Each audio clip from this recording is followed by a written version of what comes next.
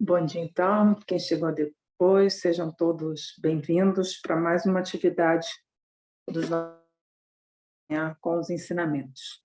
Nós estamos estudando o Dhamma é atribuído ao próprio Buda, né? Uma coletânea que foi feita de mais de 300 ensinamentos que ele deu ao longo da sua vida. Então, vamos começar com a nossa atividade de hoje com um ensinamento do Kalun Rinpoche precedente. Tá? Devido a uma pergunta que foi feita no domingo passado e mais uma pessoa que me procurou durante a semana querendo saber o que são essas preliminares.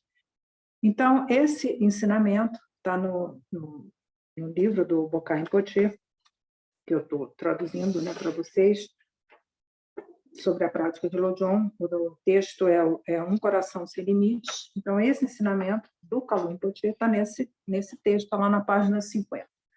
Tá? Que o Kalun Rinpoche vai usar, então, a metáfora da árvore. Então, o Bokar Rinpoche faz um comentário, né, da necessidade desse ensinamento, porque ele coloca a atitude equivocada que a maioria dos ocidentais tem na abordagem do Dharma. Eles se fascinam, né, com a beleza da tradição, dos recursos que ela pode disponibilizar para você atingir o despertar e finalmente ficar livre de todo sofrimento para beneficiar os seres, mas efetivamente muitos poucos realmente trilham o caminho, tá?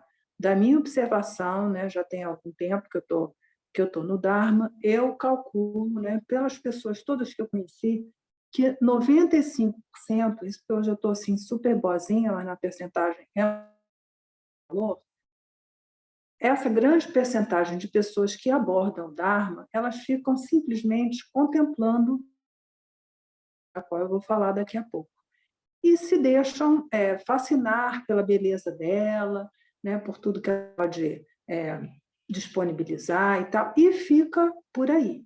Elas continuam com a sua pequena vidazinha mundana, né, no samsara, e ficam contemplando aquilo ali, e acham que está tudo bem, e de fato não está. Então, começamos agora com o ensinamento do Kalun Rinpoche, que é essa metáfora da árvore.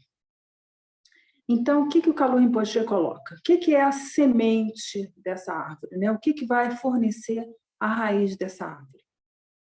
São as 4 preliminares comuns que nós falamos na semana passada, né?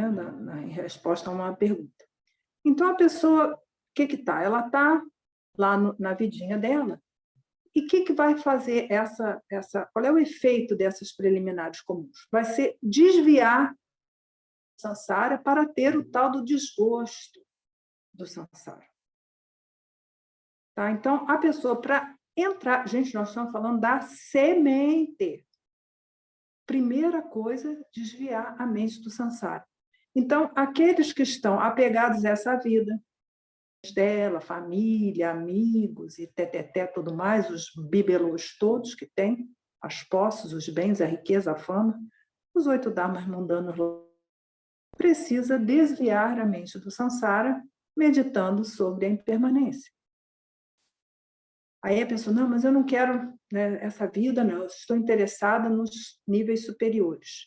Então vem a segunda reflexão sobre o karma e a natureza defeituosa do samsara, para a gente liberar desse apego ao ciclo das existências. Depois, né, além disso, tem, né, a meditação sobre a preciosa existência humana, que faz parte das preliminares comuns. Mas, para desapegar a mente do samsara, o que precisa mais? Liberar do nirvana. Mas eu quero nirvana. Não, não, gente. Meditação sobre o amor e a compaixão. Né? E o outro, o desconhecimento dos meios.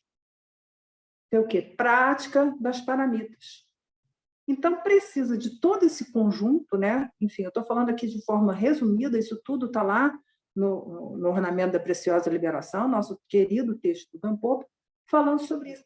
Então, isso é a base, gente, isso aqui é a semente da árvore. Então, quem quer realmente entender essa via, precisa ter esse desgosto do samsara, né? Não dá para ficar apegado a esta vida, ao ciclo das existências, parte do nirvana e tudo mais, e estar achando que vai resolver. Não vai chegar a lugar nenhum. Bom, partindo da semente, temos a raiz e temos o tronco. O que é o tronco? Por onde corre a seiva?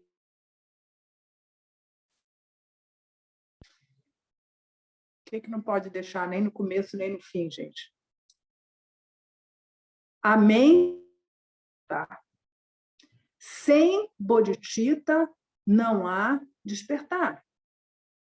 Sem a aspiração profunda, honesta, sincera de que estamos praticando para poder liberar os seres dos nossos julgamentos, não despertar. Então, bodhicitta de manhã, durante o dia, ao dormir, vai dormir com ela, acorda com ela, é a nossa aspiração. Faz as práticas com essa motivação, o que quer que seja, vai lavar as canecas com essa aspiração e segue.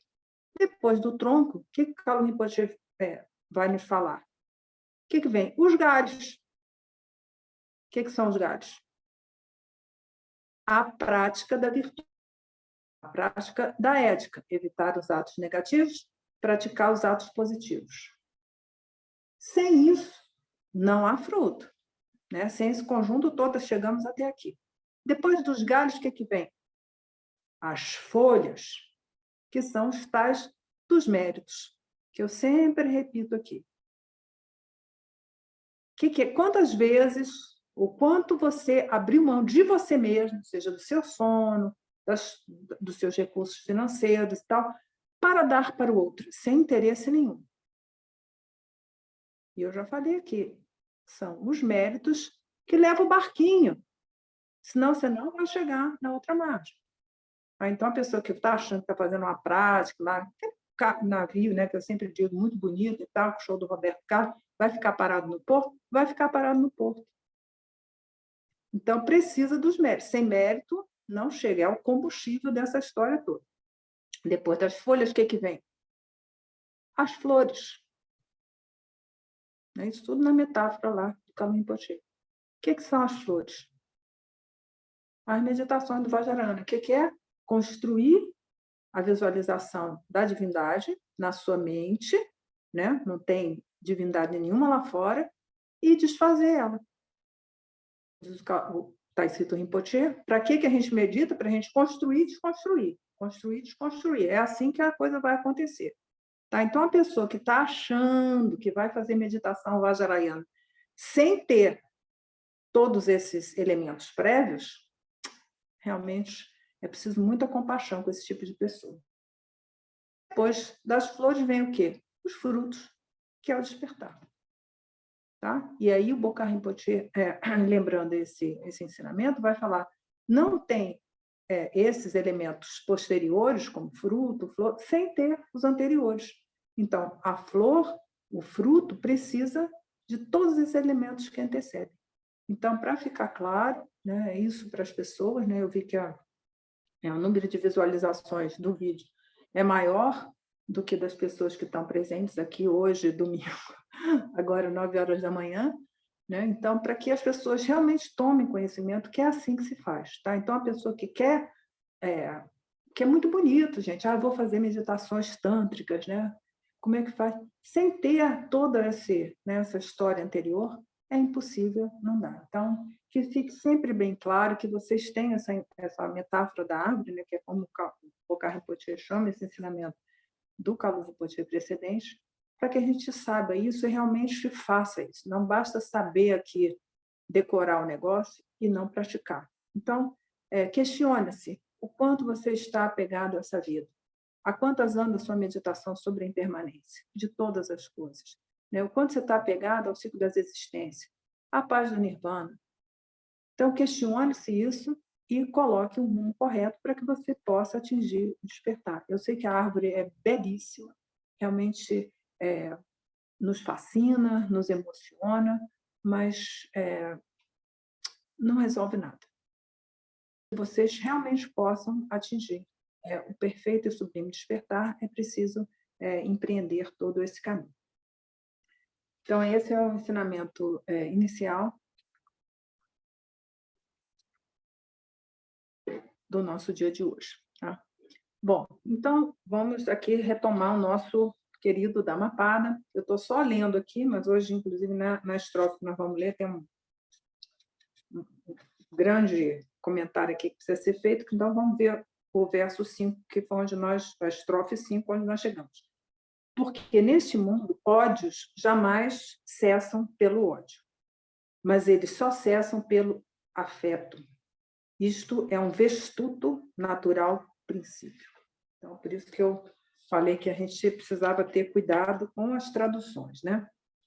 Por isso tem lá o inferno dos tradutores, mas é por conta disso, né? Para que a gente entender o que realmente está dizendo essa estrofe. Então, eu vou falar aqui numa forma mais complexa, para que vocês entendam o que quer dizer isso. Nós vimos lá, né, nas estrofes anteriores, no domingo passado, que o ódio, né, não cessa pelo ódio. O ódio só cessa pelo não ódio. Tá? Então, é isso que nós vamos fazer, né? Para a gente liberar a nossa mente dessa emoção terrível que é o ódio, só há como meditar sobre isso e liberar esse ódio e deixar o nosso coração livre para o amor, né? Então é dito, né? Pois o ódio não cessa em momento algum, né, nesse mundo, né? O ódio cessa pela ausência de ódio, pela ausência de hostilidade, pela ausência de revide. Esta é uma lei antiga ensinada pelo Buda. Está vendo como é que a coisa vai melhorando com a nossa compreensão? Então, o ódio só vai cessar quando nós livrarmos a nossa mente do ódio, da hostilidade e do revide, da retaliação. Essa é uma lei ensinada pelo Buda, né? Porque lei é a palavra que é usada no Hinayana para o Dharma, né? A lei. Então, esse é um ensinamento antigo, né? Ensinada pelo próprio Buda. E aí nós vamos ver quais são os comentários a respeito. O que diz lá a primeira coisa? Assim, ó, usando de fonte, é aqui. Os 100 versos, na verdade, são 101 versos de Padampa Sangha, né? Com os comentários do Digo Khyentse Rinpoche. Peraí, deixa eu ver se dá para ver aí, eu tenho que botar perto da câmera, tá?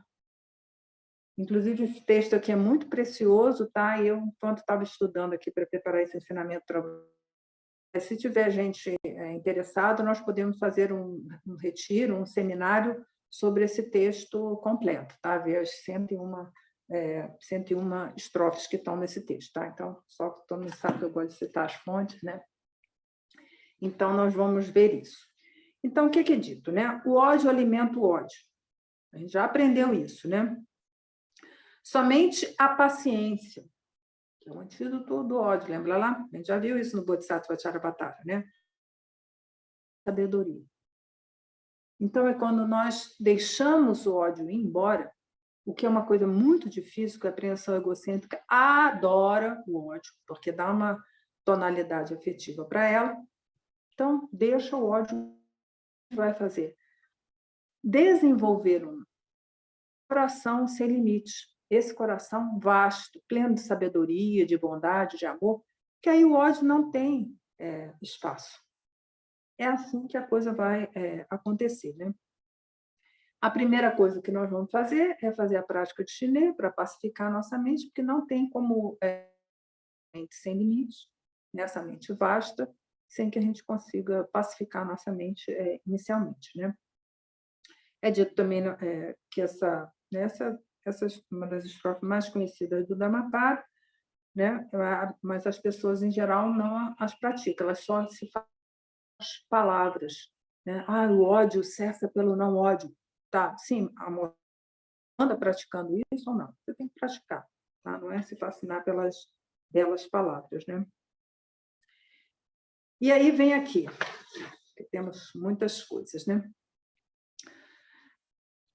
Eu vou citar o verso 40, tá? Enfim, depois vocês veem esse texto, não sei se tem na internet disponível, mas enfim, que é o verso 40. O que diz esse verso, né? Do Padampa Sangha?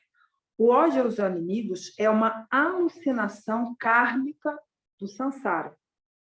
Povo de timbre, renuncie ao ódio e à agressividade.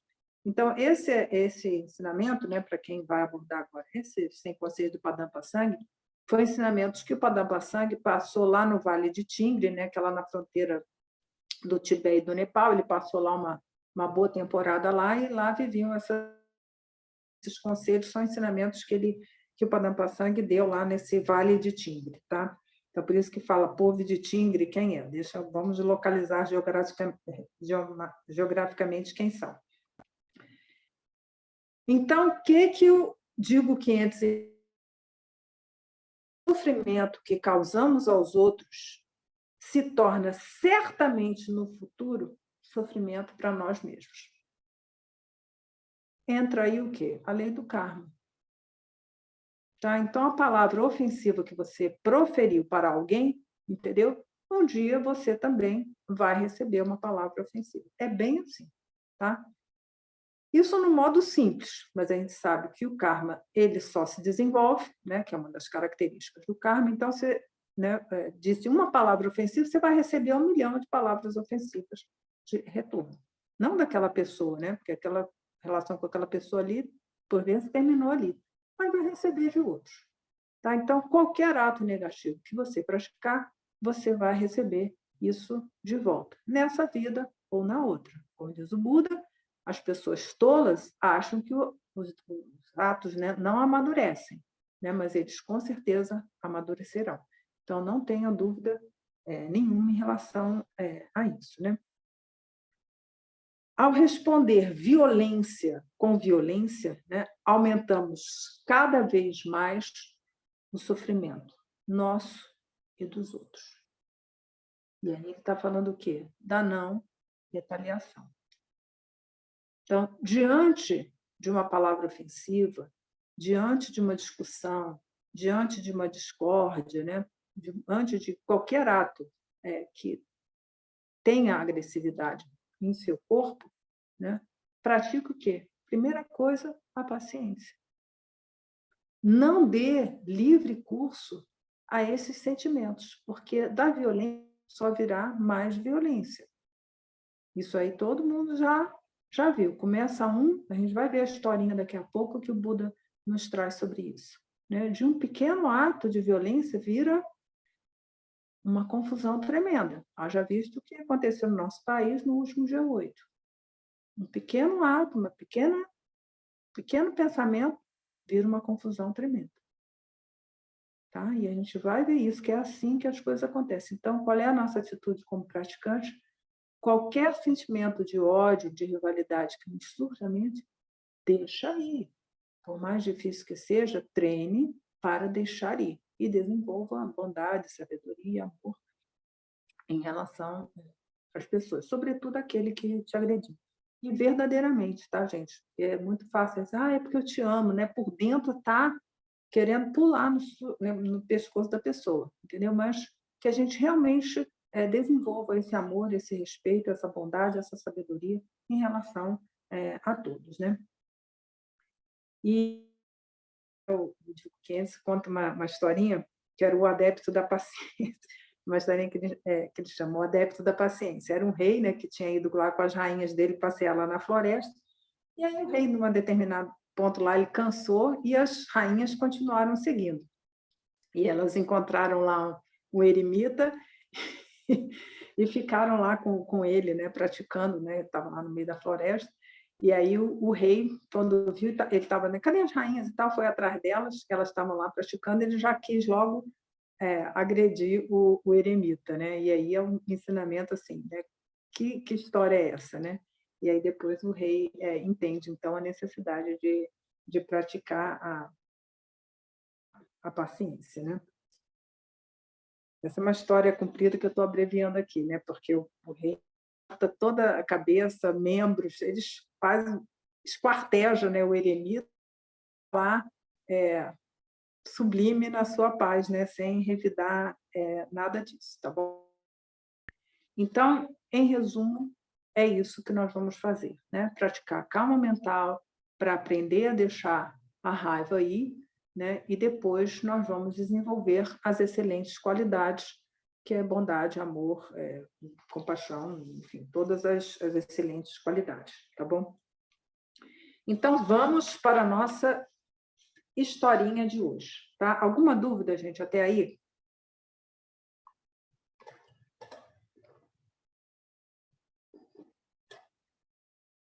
Então, essa história, tá? Isso é lá do comentário lá do Buda Gosa, que é o comentário tradicional para o Dhammapada, que ele vai contar essa historinha, que é discussão entre os monges de Kosambi. Essa historinha, né, é titulado como Os Outros Não Compreendem, né? Não me compreendem. Então, vamos lá. Esse ensinamento, o Buda deu, ele estava lá em Jetavana, e ele vai contar uma história, né, que aconteceu no monastério, na cidade de Goshita, monastério Goshita, na cidade de Kosambi, né? Esse texto também é conhecido como a discussão dos monges de Kosambi. Bom, o que acontecia? Lá nesse monastério de Kosambi haviam cerca de 1000 monges, tá? E 500 deles seguiam um mestre da disciplina e outros 500 seguiam um mestre do Dharma. E viviam, né, tranquilamente lá no monastério. Mas aí, o mestre do Dharma, um dia ele foi lá no banheiro, né, evacuou o seu intestino, e aí depois foi fazer seu asseio, né, como tradicionalmente é na Índia, nos lugares mais tradicionais, com uma jarrinha d'água. Só que aí, na hora que ele foi fazer o asseio, ele deixou um restinho de água lá na jarrinha. E aí o mestre da disciplina chegou lá no banheiro e viu a jarrinha, né, com um restinho. Mas que negócio é esse de restinho de água na jarrinha? Aí ele falou, fui eu, não precisei usar a água toda, tinha aí um restinho e tal. Desculpe, né? Não sabia, né? Eu sou inocente, né? Eu não tive responsabilidade nenhuma. Aí o mestre da disciplina ficou ainda mais irado. Falou assim, mas ainda isso, está se dizendo inocente, imputa uma desatenção, você é duplamente culpado.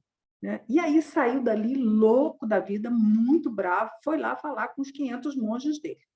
Aí foi lá, porque o mestre do Dharma contou a história toda e tal. Os 500 ficaram muito irados, né?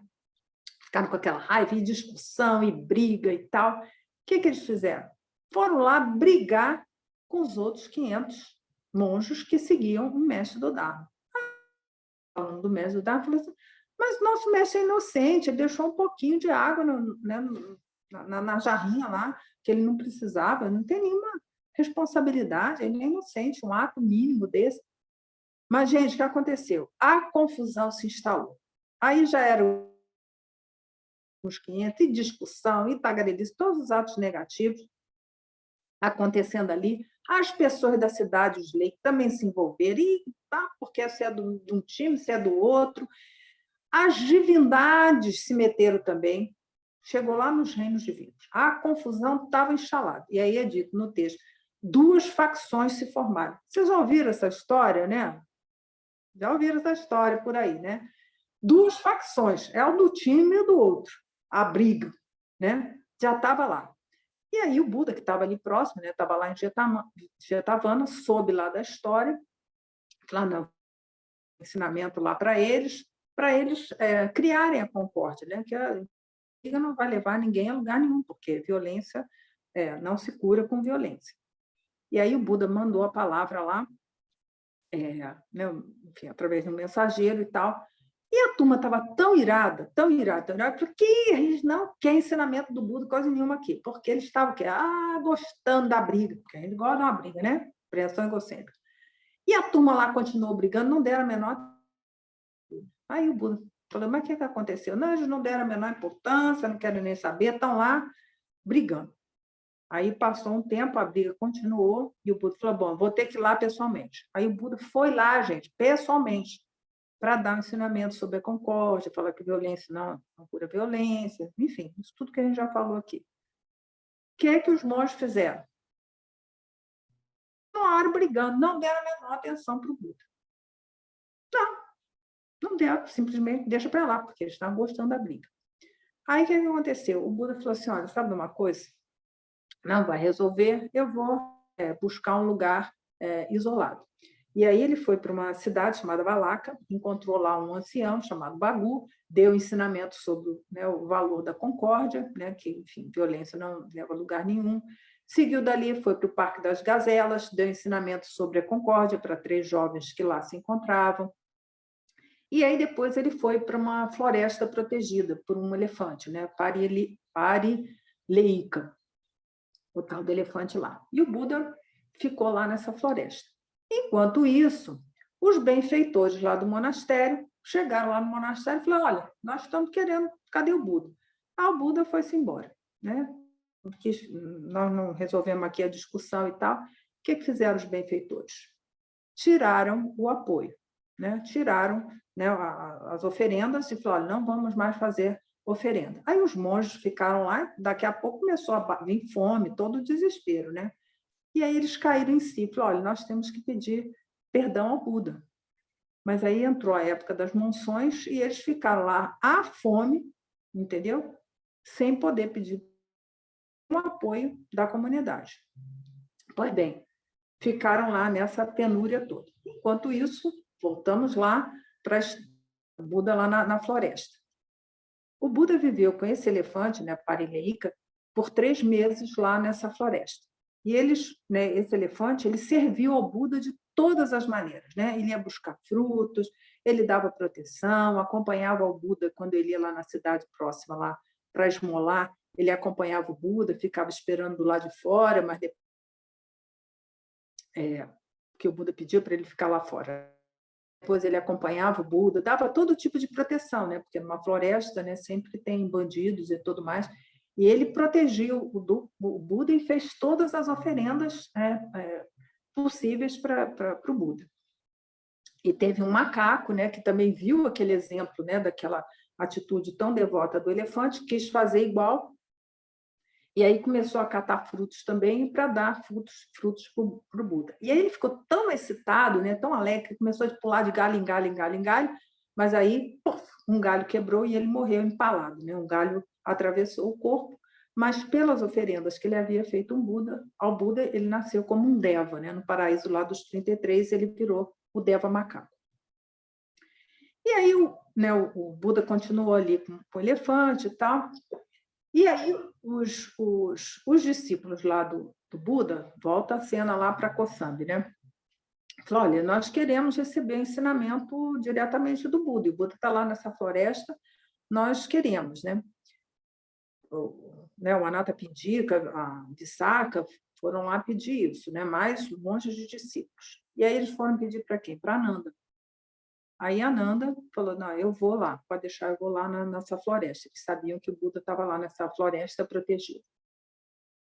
Aí o Ananda chegou lá junto com 500 monges, né? E aí eles viram o elefante, né? O elefante grande e tal. Aí o Ananda falou: olha, monges, vocês ficam aí do lado de fora, que eu vou entrar sozinho. Aí o Parelika ficou, né, uma atitude ameaçadora para cima do Ananda. E aí o Buda falou: não, esse aí é amigo e tal, pode deixar, né? Pode deixar, ele não vai fazer nenhum mal a nós. Aí o elefante, meio ressabiado assim, deixou o Ananda. Aí o Ananda apresentou o pedido lá dos benfeitores todos, né? E as pessoas todas que estavam querendo ensinamentos. Aí o Buda refletiu, falou: olha, eu já estou há 3 meses aqui com esse elefante, né? Ele já conviveu comigo e tal, e ele não deu um passo à frente, né? Eu acho melhor eu ir embora. Aí o elefante percebeu o movimento, que o Buda ia embora, o Ananda. Aí ele começou a querer atrasar a saída do Buda. Aí falou: eu vou oferecer umas frutas para vocês. Aí foi lá, buscou fruta, né, para o Buda, para o Ananda, para os monges todos lá. E ficou tentando atrasar. Mas aí o Buda falou para o elefante, falou: olha, 3 meses, né, a gente já conviveu esse tempo, e a sua prática não avançou muito, né? E aí o Parelika ficou com o coração partido, né? Ficou muito triste e morreu de tristeza, né? Mas por conta das oferendas que ele tinha feito ao Buda, ele renasceu como um Deva. Então ele é o Deva lá no paraíso dos 33 do Parileika. E aí o Buda foi com Ananda lá para o monastério lá de Kosambi. Chegando lá, a confusão, ainda reinava, né? Já tinha pacificado um pouco, mas a confusão ainda reinava. O Buda desaprovou aquele comportamento dele e falou, olha, quem são os brigões aqui? Ah, fulano, fulano, fulano, fulano. Então, eles que vão ficar no outro lugar. Não vão compartilhar, né, a existência aqui com os demais. E aí, gente, eles se prosternaram ao pé do Buda e pediram o tal do perdão. E aí o Buda falou assim, olha, o que vocês têm que fazer é o autodomínio. Olha quanta coisa tem aí, né? E aí eles entenderam né, o ensinamento. É dito que eles, então, atingiram o nível de Sotapanna, que é o primeiro nível lá da via do Arhat, né, aqueles que entraram na corrente. E assim termina essa história. Então, essa história tem muitos símbolos. Primeiro, como é que um restinho, né, de água na jarrinha, né, e quem já foi à Índia é bem pobrinha, entendeu? Fica lá, porque essa é a maneira da gente fazer o asseio após ir fazer suas necessidades. Um restinho de jarrinha virou uma confusão entre os deuses. Então, um pequeno ato, como é que ele amadurece assim? E o que o Buda, então, como ensinamento, dá lá? O que resolve isso? O autodomínio. O domínio quê? Dos nossos inimigos, que são as máculas, que são o quê? As nossas emoções. Então, essa é a solução para o problema. Tem outros símbolos que a gente pode refletir sobre isso. A imagem do elefante, que representa o quê? A mente. Está lá na Tanka de Chinê. Né? Olha só como é que elementos são resgatados. Né? A imagem do macaco, que excitadamente, né, faz as oferendas, então ele vai receber retribuição dessa oferenda, renascendo como um deva macaco, mas ele ficou na folia e morreu empalado. Então, qual é a atitude que deve ter, né? É uma atitude da mente pacificada, nada de excitação, que é uma coisa comum, a pessoa vê a coisa e fica fascinada, porque brilha, né? Então, isso. A imagem do macaco, que está lá na roda da vida. O macaco colhendo fruto, que é o quê? O apego, as experiências sensoriais. Então, são diversos elementos que vão... Poderia ficar falando aqui 1 ano sobre essa história. Tá? A importância e o reconhecimento que a gente dá para o ensinamento do Buda. O Buda foi lá pessoalmente dar o ensinamento e a turma não deu a menor atenção. Por quê? Porque estavam fascinados com com o próprio ódio. Então, onde tem emoção perturbadora, né, não tem espaço para o Dharma. Por isso que eu já falei aqui várias vezes, libere-se dos 8 dharmas mundanos. Libertem-se das suas emoções. Por isso que a gente medita antes de receber esse ensinamento. Né? Porque senão você vai vir o Buda em pessoa na sua frente e você não vai entender. Precisou os monges reconhecerem as suas faltas, né? O Buda chegou lá, mandou botar todo mundo de castigo num canto lá, afastado, e aí eles caíram em si. Então, essa história é muito rica, cheia de muitos elementos para a gente refletir que realmente o ódio não leva a lugar nenhum. Eu sei que intelectualmente a gente já sabe disso, mas precisa colocar isso em prática, para que a gente possa liberar a nossa mente desses inimigos que são as máculas. Tá? Alguma dúvida, gente, antes de a gente passar para a estrofe, para outra? Que temos assunto.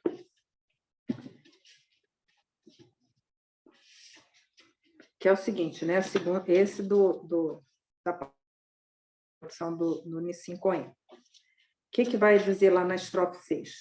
Os outros não entendem que, entre aspas, aqui todos nós um fim devemos ter, fecha aspas.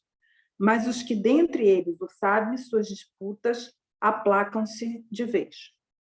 E aqui é uma incitação para a meditação sobre a impermanência, que ela é um grande propulsor, né, para a gente acabar logo com essas disputas. Então, o que vem lá? Tem muita coisa aqui para a gente ver, né? Se pensamos que podemos morrer no minuto seguinte, automaticamente já nos desapegamos dos laços materiais e físicos. Lembra lá que eu falei o apego a essa vida? E aí, o que vem o ensinamento do Digo Khyentse Rinpoche? Estrofe 29, né? A morte virá quando vocês estiverem distraídos, povo de Tingre, né? Comece a fazer as práticas. Então, a morte virá quando a gente estiver distraído. Né? Porque se você está praticando, se você está ali atento, nós vamos ter a imortalidade. O que é? A gente vai deixar esse corpo físico, sem dúvida nenhuma, isso aí é certo, mas a nossa mente vai seguir plena no bardo e renascer de acordo com o karma. Então, esse é o caminho. Então, que a gente aprenda a cultivar a atenção plena em todos os momentos, porque na hora da morte, lá que o circo estiver pegando fogo, ou, enfim, tiver com uma agonia de uma morte com dor, com sofrimento, ou a família chorando em volta, o que acontece, você tem que aprender a manter sua mentezinha estável, porque as alucinações do bardo virão, entendeu? Mas como é que você vai lidar com ela? Se você não sabe lidar com ela aqui, você tem um corpo, imagina lá no bardo, você nem corpo tem. É a loucura total. Então, essa é a postura. Então, plena atenção, mente completamente pacificada para a gente entrar no bardo de boas, né? E poder passar tranquilamente e ter lá o renascimento de acordo com o nosso karma, que daí o karma pessoal vai dar em algum lugar, né? E aí eu digo quem se recomenda, não sobrecarregue a sua mente com preocupações e não adie a prática do Dharma. Pratique imediatamente. Então, quanto que na nossa mente a gente ocupa a nossa mente com preocupações? Coisas que não dá para resolver, está lá no Bodhisattva Charyavatara. Né? Se preocupar com uma coisa, né, que não dá para a gente resolver agora, é perda de tempo. Então, essa é a incitação. E aí, nesse momento aqui, eu trago nosso querido Gampo, reflexão sobre a morte. Então, os 9 pontos da reflexão sobre a morte. Quem quiser mais detalhes, por favor, Precioso Ornamento da Preciosa Liberação. Então, o que vai lá? A morte é certa, sua hora é imprevisível e nada tem utilidade. Gente, eu sei que todo mundo... eu sei que vai morrer. Mas é isso mesmo, sabe? A única certeza que a gente tem não é do despertar, do que quer que seja, não. A única certeza que a gente tem é que a gente vai morrer. Eu sei que a gente até entende isso. Eu sei que eu vou morrer. Assim, realmente? Sabendo que você pode não estar aqui amanhã, que você pode não estar aqui de noite, hoje. Essa é a atitude do praticante. Então, a hora de praticar é já. Então, vou só recuperar aqui rapidamente, né? Quem quiser mais detalhes, está lá no texto completo. Então, a morte é certa. Todos, no passado, morreram. Quem quer que seja, lá, os faraós, até o Buda morreu. Deixou o corpo físico lá, entrou no Paranirvana. Todos morrem. Ninguém, não tem vida eterna. Então, reflete profundamente sobre isso, né? Para que a gente se empregue, né, desse ensinamento. Né? O corpo é composto. Tem gente que viaja, né? O corpo é energia, eletromagnético, caçamba 4, entendeu? Como é que o Buda define o nosso corpo? Composto das 36 substâncias impuras e os 9 orifícios. Então, como ele mesmo diz, o Buda, está lá no Sutra, um saco de imundície. Esse é o ensinamento do Buda, não tem nada de negócio de energia, tereteté, que o povo inventa por aí. Isso aí é de outras tradições, outros conhecimentos e tal, mas que o Buda nos ensina para que a gente reflita sobre a natureza desse elemento corpo é uma coisa composta. E como é uma coisa composta, o que vai? Não vai, você não vai carregar isso. Né? Você está achando que vai carregar? Não vai. Né? O outro elemento, né? O tempo que nos resta diminui a cada segundo. Então, cada minuto que você está vivendo, você está se aproximando da morte. Essa é a realidade que a gente tem que lidar. E somente amiguinho, para você entrar no bardo com a mente pacificada. Então, a hora de praticar é agora. Né? Nosso tempo de vida está diminuindo a cada instante. Cada instante, gente, cada respirar, e isso é verdade. O negócio vai desgastando, vai estragando tudo. Entendeu? Não tem jeito. Entendeu? Vai morrer. O segundo ponto. Sua hora é imprevisível. A duração não está fixada, ninguém nasce lá com selinho prazo de validade, não tem. Vai depender de muitas questões. O corpo não tem substância, uma essência, né? Uma alma. Não tem. O que o Buda vai falar para a gente? O que compõe esse corpo de experiência, né? Que são os skandhas? O que são? Os 5 skandhas. Pronto. Saco de imundícios, né? Os 36 substâncias impuras e os 9 orifícios. Né? Percepção, sensação, consciência. Não tem essência, não tem alma, não tem espírito, não tem nada disso. Isso aí é de outras tradições. Eu já falei, quem quiser pode ir lá também. Pode, não tem problema. Mas não mistura as coisas. Não pode misturar. Uma coisa é uma coisa, outra coisa é outra coisa. Então, não tem isso. Não tem assim, uma alma. Não, minha alma vai transmigrar. Não tem isso. Não tem. Né? E as causas da morte são numerosas. Uma vez eu estava nessa história, sempre que vem esse ensinamento, eu me lembro que eu estava numa festa com os meninos, sei lá, aniversário de 5, 6 anos, nessa época tinha uma balinha maldita, nessa época, depois até, graças a Deus, tiraram do mercado, que muitas crianças gravíssimas. E eu não vou falar qual é a balinha, mas quem é das antigas aí sabe que balinha que é. Uma criança, gente, era uma menina de 5, 6 anos, estava lá, era uma festa.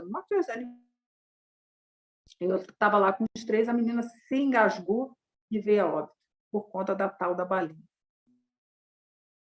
Foi uma cena terrível, vocês não querem saber, foi aqui na Norte mesmo. Uma cena terrível.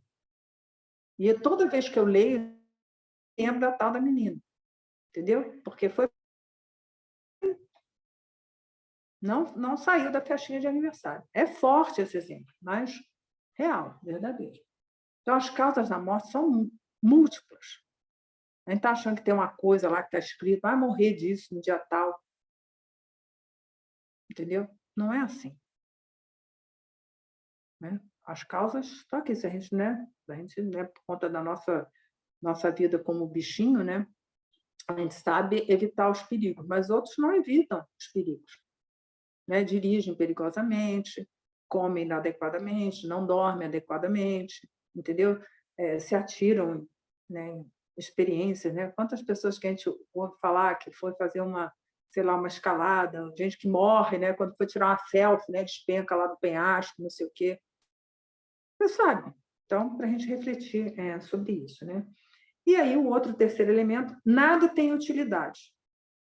O que vai servir na hora da morte? Somente a prática do Santo Dharma, o quanto que nós tivermos estabilizado a nossa mente e o nosso mérito que vai ajudar a gente a ter um karminha para realizar mais benéfico e renascer um pouquinho melhor. Só isso. Não adianta a sua família, não vai adiantar a cama que você vai deitar por último, ou sei lá onde. Não interessa nada disso, gente. Né? O que vai acontecer com o seu corpo depois? Ninguém vai ficar velando aquele corpo lá uma semana, um mês. Depois, gente, o seu patrão vai alguém para te substituir, entendeu? Sua família também. Logo, logo vai ser preenchido. Né? Teve uma pessoa que faleceu, conhecida minha, e aí foram lá os amigos. Eu não fui nesse enterro, não, porque eu estou evitando ainda por causa de Covid ainda. Né? E aí foram lá, enfim, mas a pessoa bem próxima a mim, foram para o enterro, né? Uma pessoa famosa que lá entre eles, que faleceu recentemente. Aí que um dos amigos dele, dessa pessoa que havia falecido, adivinha o que a pessoa fez? Ficou assim meio triste, foi para o cinema, comprou um sacão de pipoca, assim, se deliciou com a pipoca. Aí você está achando que dias, meses, anos, até a outra vida por causa de você? Não, gente. No dia lá do seu corpo, do seu enterro, né? Porque aqui não dá para enterrar na terra, vai ter gente que vai sair do seu enterro e vai para o cinema comer pipoca. Aí você dá muita importância. Esse é um exemplo real, gente, aconteceu essa semana. Porque assim, mas que bacana, né? Eram amigos, assim, bem próximos, a pessoa, né? Esse que faleceu era artista também, então na casa dessa pessoa tem assim, uma parede com uns 10 quadros dessa pessoa, um artista importante, tá, gente? E a pessoa foi para o cinema comer pipoca. Casos reais, eu adoro casos reais. Então é isso que acontece, né? Vamos falar de política no... sim, com certeza. Tem uma pessoa conhecida minha também que ela já, apesar de ser da minha idade, ela já contratou todo o velório dela, caixão, tudo tipo que ela quer, já pagou, sei lá, no cemitério, crematório, sei lá, não sei exatamente quais são as coisas, mas ela proibiu as pessoas de estarem com o celular e duas coisas, que falem no velório dela. É a condição que ela já colocou. Então, todo mundo, né, que for para o velório dela já celular em casa e fique lá mudo. Ela falou: não quero fofocando no meu velório, né? Então essa é a história, né? A gente dá muita importância, né, para as pessoas, mas quem realmente, né, vai estar ali dar assistência para você, que é uma coisa difícil, que é ajudar a estabilizar a mente. Normalmente as pessoas vão estar desesperadas, né? E esse apego que a gente tem a essas pessoas, né?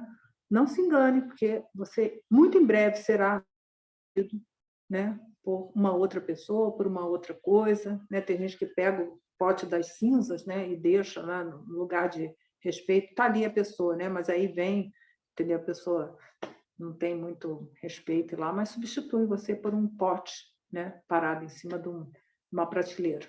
Então reflitam sobre isso, né?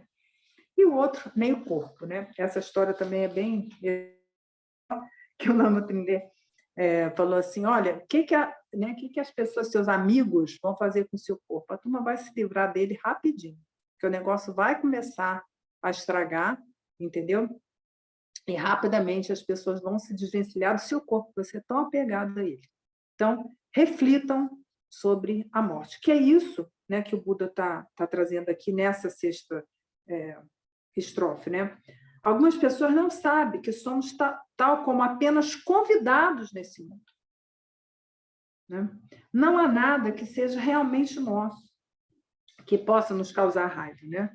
Os mundanos não sabem que nós não que teremos um fim aqui, né?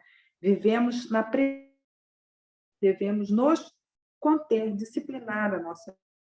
Aqueles que compreendem isso têm as suas discussões pacificadas. E aí vem duas coisas, né, gente? Esse ensinamento. Então, tudo tem muita coisa aqui, né? Então, quando nós começamos a entreter uma emoção, qualquer que seja, que nós estamos falando hoje, mas reflitam sobre a impermanência e da necessidade do autodomínio, de pacificar a sua mente, de deixar a sua mente livre das emoções, porque esse é o seu grande caminho a trilhar para poder desenvolver a tal da árvore lá, para a gente obter o fruto, que é o perfeito e sublime. Então, sempre começar a gente pensar nas emoções, que elas virão, não tem problema nenhum, elas vêm, vão nascer, né? Não tem essa coisa de mente. Ajuda, né, uma meditação analítica, é refletir sobre a impermanência. e refletir sobre o karma. Olha como é que a gente volta lá para as preliminares comuns. Então, esse tipo de meditação analítica vai fazer com que a gente, sabe, será que vale a pena eu entreter ação na minha mente? Gente, isso é assim que um praticante, né, se comporta, né? Teve uma vez que eu fui num monastério e, enfim, que é por Karta Rinpoche, e teve uma coisa que me chamou muita atenção e eu cheguei em casa e fiz a mesma coisa. Em todo monastério tem umas caveirinhas, né? Esse monastério é lá nos Estados Unidos, né? Tinha umas caveirinhas, né? Lá deve ter comprado coisa de Halloween e tal, umas caveirinhas de plástico. E em todo monastério tinha caveirinhas no banheiro, caveirinhas na mesa de refeição, né, próximo ao altar. Tinha milhões de caveirinhas assim de plástico espalhadas por todos. Isso foi em 2008, tá, gente? Quando eu fui lá. E eu cheguei aqui e fiz a mesma coisa. Né? Tanto que quem vem aqui pergunta o que são essas caveirinhas? É para eu me lembrar que eu posso, né, partir dessa vida em breve. Então, tem caveirinhas todas espalhadas pela casa, as caveirinhas, né? Para me lembrar exatamente disso. Né? E desde essa época, eu tenho um hábito pessoal, né, aqui em casa, sempre antes, né, de eu dormir, eu arrumo a casa toda, tem uma bandeja que eu deixo com copos d'água, né, o copo vazio, né? Uma jarra de água fresca, né? Porque se eu morrer durante a noite, e tem uma possibilidade grande, né? Porque é um terço da vida a gente passa, as pessoas que vierem aqui, que seja né, da ambulância, do SAMU, ou enfim, a polícia, enfim, quem vier vai ter assento pronto e água para beber, né? Quando tem, né? Porque isso aí é uma coisa, aí eu deixo, tipo, tem um biscoito, alguma coisa, eu tenho uma bombonierzinha assim que eu ponho um potinho de biscoito. Então, essa é a forma minha pessoal, como praticante, e que me ajuda muito, né, a manter a disciplina. Enfim, uma prática que eu adotei, minha pessoal, para ajudar. Eu não sei se eu vou acordar amanhã. E já tem alguns anos que eu faço isso, tá? Então, não é para sair todo mundo na loucura de fazer isso, mas é assim que a gente deve viver como praticante, né? Porque realmente a morte chegará e a gente não sabe, né? Como está lá, né? A gente não sabe o que virá primeiro, se é o dia de amanhã ou o próximo mundo. Então, é isso, nesse contexto que devemos seguir. Então, vamos voltar, como a gente ainda tem ainda 15 minutos, vamos voltar para mais alguns do texto lá dos 100 conselhos do Padam Passangi, né? Olha só o que ele diz lá na estrofe 30, né? O demônio da morte não tem hora para chegar. Povo de Tingre, fiquem atentos. A morte é irreversível e repentina como um relâmpago, né? Suas causas são múltiplas. Então, a morte é repentina, tal como um relâmpago. Não vai vir aviso, né? Quem está lá com uma doença, está terminal, também não sabe se vai morrer. Quando vai morrer, em que condição que vai morrer. Sabe que está se aproximando. Tem uma outra historinha, teve uma pessoa bem idosa que foi no médico recentemente, o médico falou assim para ela, olha, você vai viver bem até os 90. Ela falou para o médico assim, doutor, mas eu já estou com 89. Então, assim, a expectativa de vida que o médico deu para ela, foi assim, você vai viver bem até os 90. Não, 90 já está batendo a porta aí. Então, como é que a gente vive isso, né? E ela é irreversível. Né? Não tem, você pode ter lá uma parada cardíaca, tal, os bombeiros te ressuscitar e tal, enfim, o profissional de saúde e tal. Mas quando vem a morte mesmo, não tem voltar da morte. Né? O pessoal que relata aí negócio de experiência de quase morte, é quase morte. Morreu, não tem jeito. Entendeu? Não tem jeito. Então, da gente refletir sobre isso, gente. Eu sei que é meio pesado no domingo de manhã, a gente está falando de morte e caveirinhas, entendeu? Mas é isso, esse é o ensinamento do Senhor Buda. Né? Sem refletir sobre a impermanência, a gente não caminha. Né? E teve Milarepa, por exemplo, ele atingiu o despertar refletindo sobre a impermanência. Então, é um meio muito poderoso essa reflexão sobre a impermanência. Né? E aí, no comentário do Diego Kiense, vocês sabem que eu realmente é um mestre que eu tenho assim, muita devoção, né? Não conheci, evidentemente, mas, enfim, eu sigo, né? É uma frasezinha para a gente anotar também, né? Será que de manhã, talvez, será encontrado na minha cama? Pesado isso, né, gente? Será que amanhã de manhã as pessoas vão encontrar um cadáver na minha cama?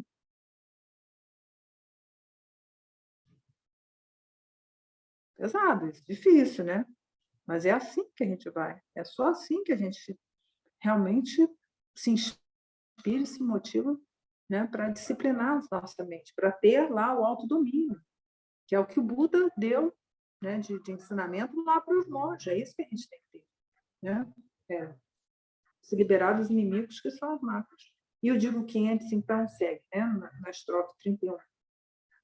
No dia da sua morte, ninguém poderá fazer algo por vocês, né? Ninguém te acompanhará. Povo de Tingre, contem apenas com vocês mesmos.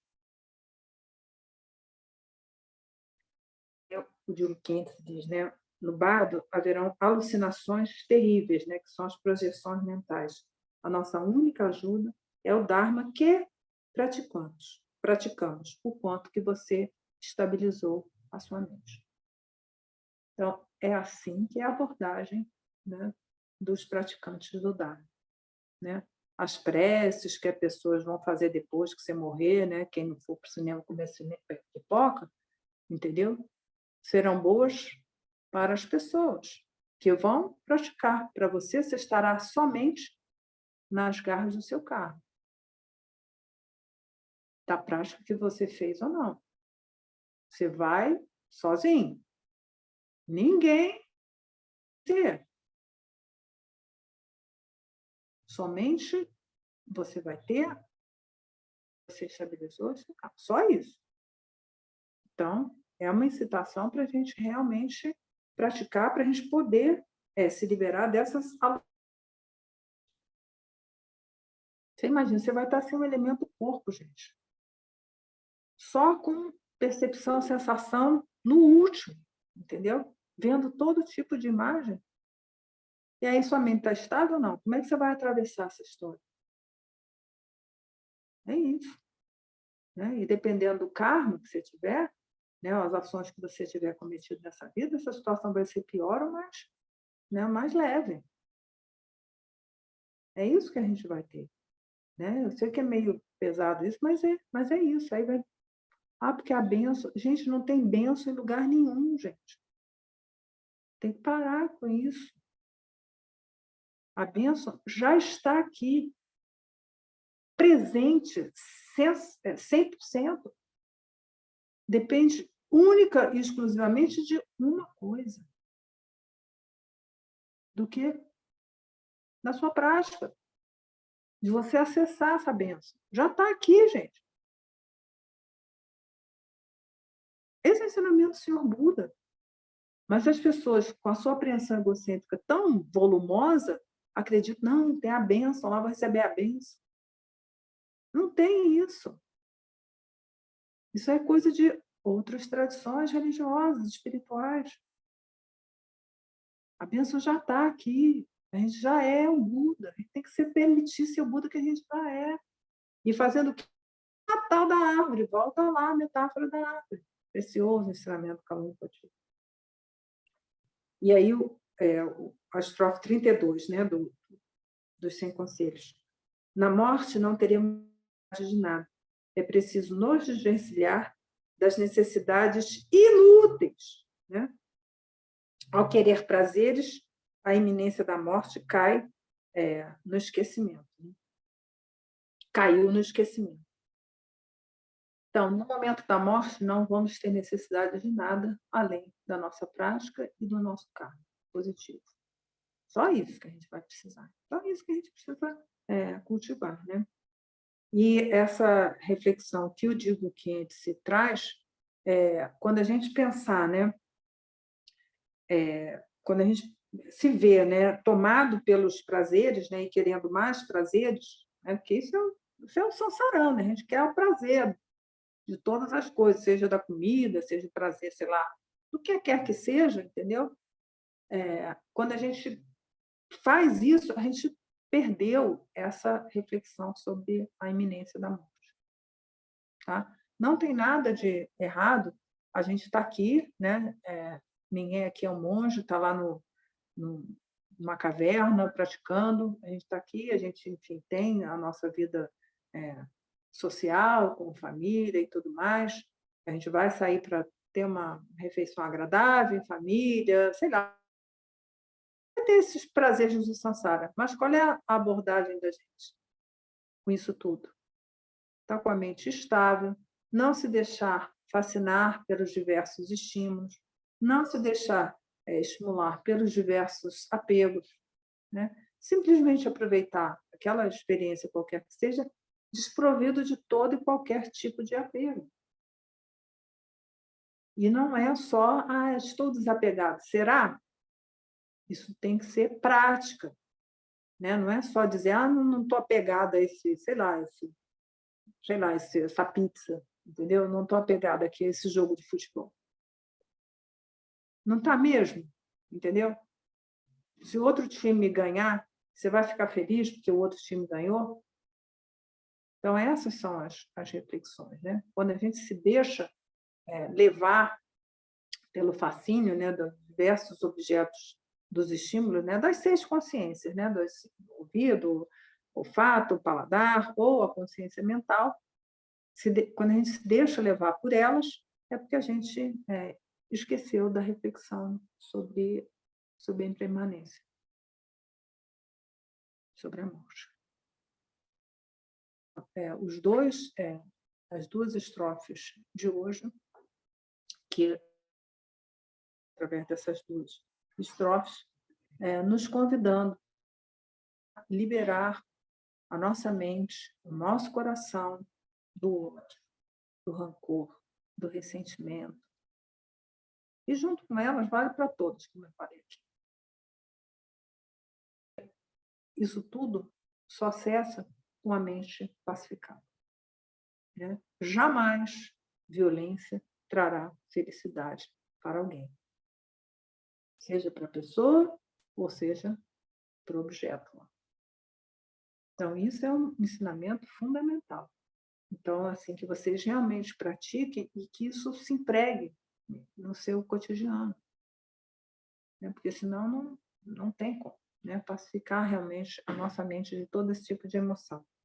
E aí, na segunda, que é a reflexão sobre a impermanência, seja, assim, companheiro de vocês, nos momentos. Eu sei que é meio difícil, né? A gente realmente lidar com a iminência da morte a todo e qualquer instante, né? Isso não é assim para amadores, mas é preciso que a gente pense nisso, né? Cada vez que a gente desejar uma coisa, ou cada ressentimento e tal, fala assim, o que isso me ajuda para estabilizar a minha mente? Né? Que é isso finalmente que a gente tem que fazer. Então, que isso venha, né? Realmente essa reflexão na mente de vocês, porque é isso, né? Sem isso, a gente não vai alcançar fruto nenhum.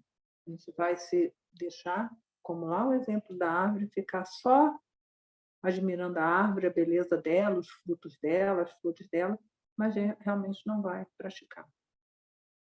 E aí, como? Né? Se você não refletiu sobre isso, como é que você está querendo atingir o fruto, gente? Como é que você vai querer as flores? A pessoa quer fazer meditação lá, fase de criação, fase de completude. Não dá, gente, não faz. Isso não sem que haja mérito, né? Sem que haja ética, sem que haja bodhicitta, sem que haja desapego do samsara. Então, esse é o caminho de todo e qualquer praticante que realmente queira, né? Atingir o fruto. Esse, pelo menos eu como praticante, esse é o meu caminho. Já tem um tempinho, E eu estou aqui batalhando mesmo para conseguir vencer todos os inimigos que são as mágoas, tá bom?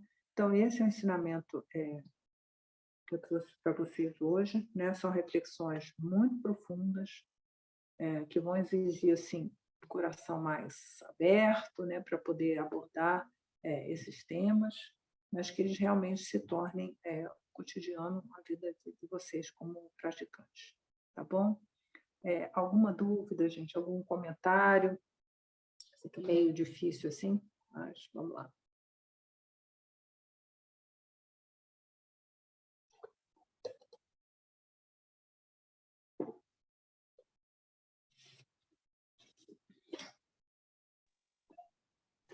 Lama, bom dia.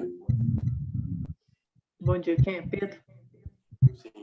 Eu escrevi aí no chat uma pergunta, Lama. Sim.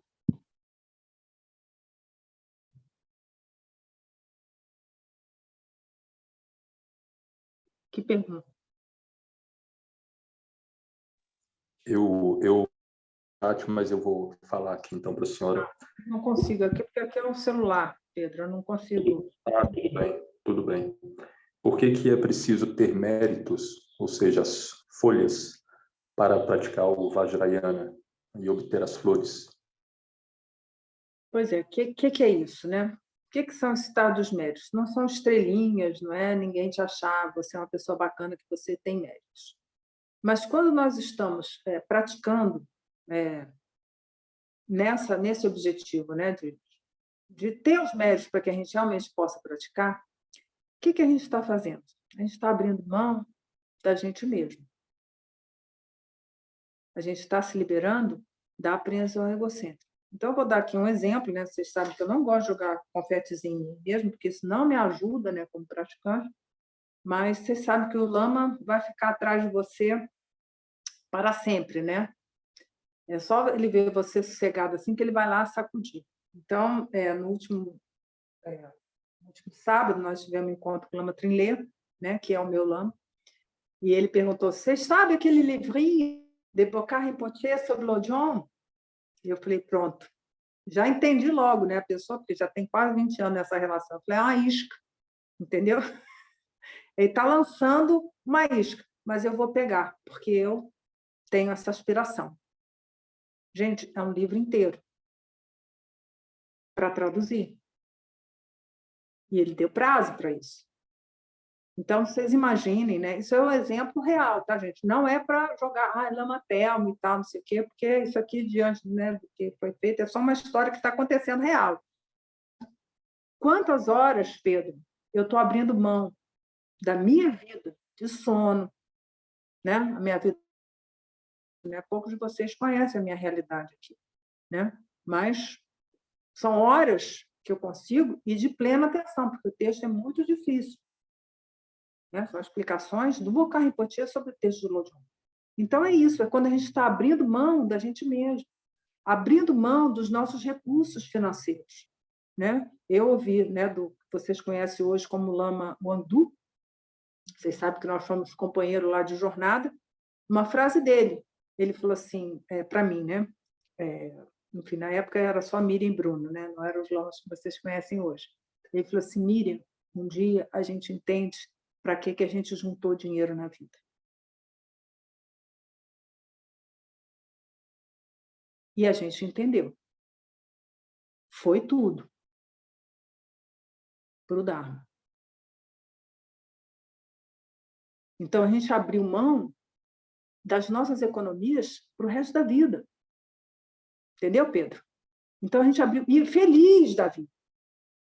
Então, a gente abriu mão, né, do que a gente tinha mesmo.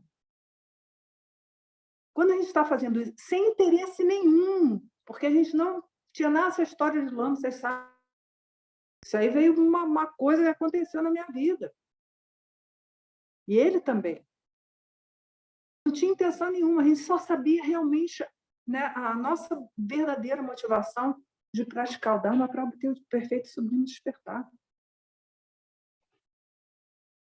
Os méritos. Quando a gente abre mão da gente mesmo, do seu sono, né, dos seus recursos financeiros, É assim que a coisa anda.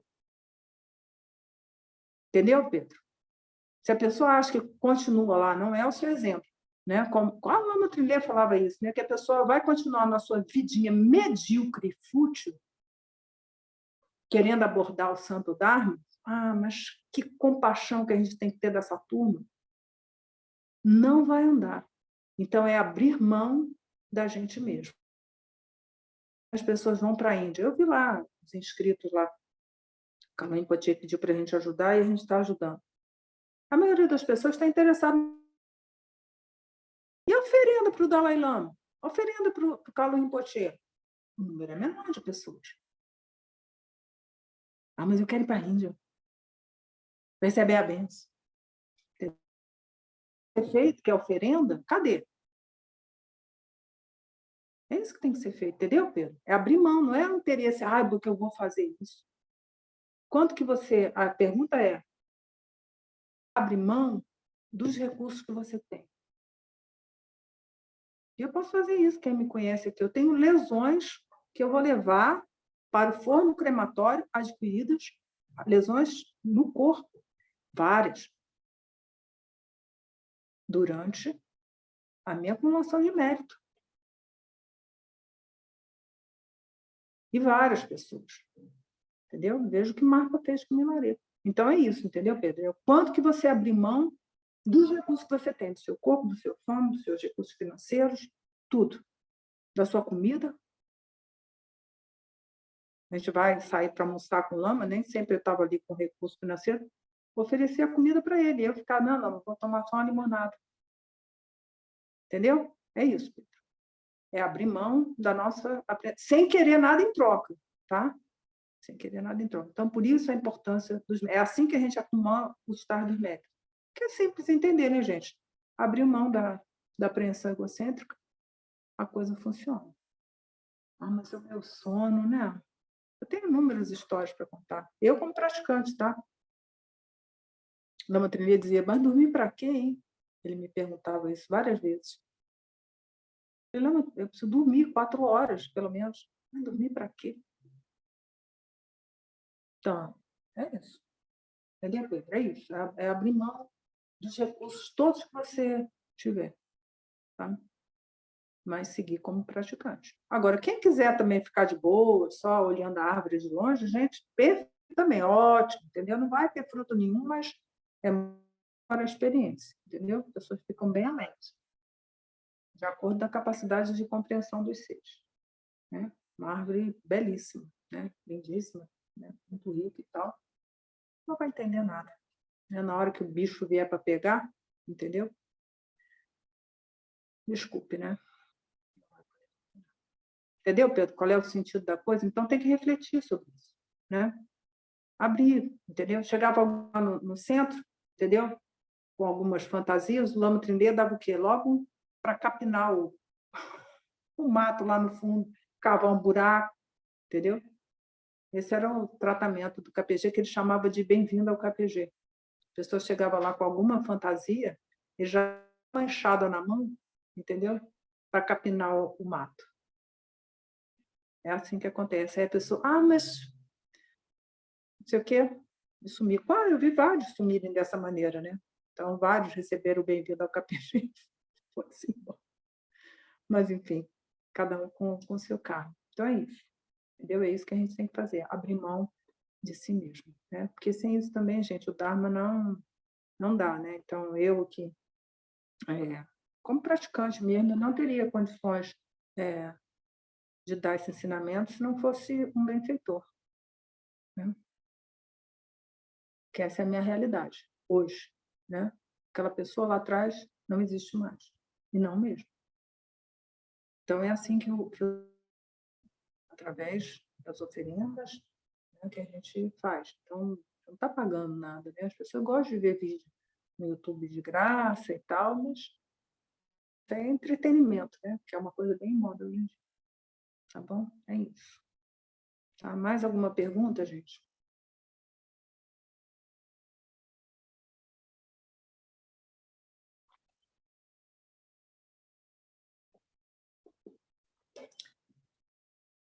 Meio pesado, né, para um domingo de manhã, mas é assim, gente. Eu tive a bênção, né, e a honra mesmo, de receber o Dharma puro, cristalino, do Lama Trinley. E eu fico muito feliz quando eu consigo passar esse Dharma que ele me ensinou e eu consegui desenvolver. Então, é assim que as coisas acontecem. Não tem firula nem coisinhas engraçadas nessa vida, não. Né? Na prática do Dharma, menos ainda. Né? É arregaçar as mangas e realmente praticar 24 horas por dia. É isso que a gente tem que fazer. Tá bom? Então, vamos fazer a nossa dedicatória para que realmente a gente, um dia, através da nossa prática, né, liberando todas as emoções que a gente atingir. Né? Então, graças a esse mérito, tendo obtido a onisciência, vencido os inimigos, que são as máculas, posso liberar todos os seres do oceano do Sansara, agitado pelas ondas do nascimento, velhice, doença e morte. Tá bom? É isso, gente, que a gente realmente... Olha só, a dedicatória, quanto ensinamento que tem aí. Então, que vocês realmente coloquem em prática, né? Porque a experiência de vocês vai depender exclusivamente da prática de vocês. Tá bom? Então, aproveitem bem essas instruções, estudem, né? Reflitam e pratiquem. Tá bom? Uma excelente semana para vocês. Tudo de maravilhoso.